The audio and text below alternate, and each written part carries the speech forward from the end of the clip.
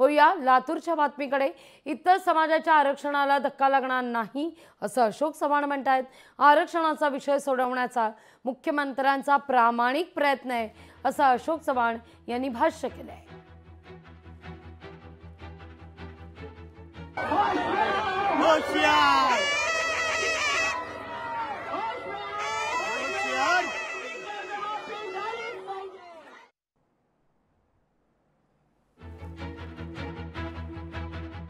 माझ्या कालावधीमध्ये हैदराबाद गॅझेटचा विषय आला नव्हता, तो नंतर आला।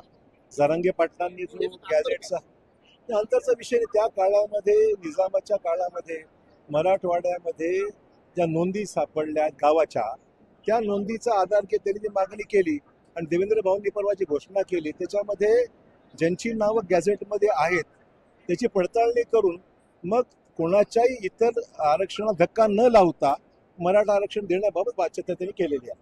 त्यामुळे कोणाचं आरक्षण इतर समाजाचं डिस्टर्ब होणार नाही आणि आरक्षणाच्या बाबतीमध्ये प्रोसिजर फॉलो करून करा असं भूमिका आहे शासनाची। लोकशाही मराठी ऐका, पहा, जागरूक रहा।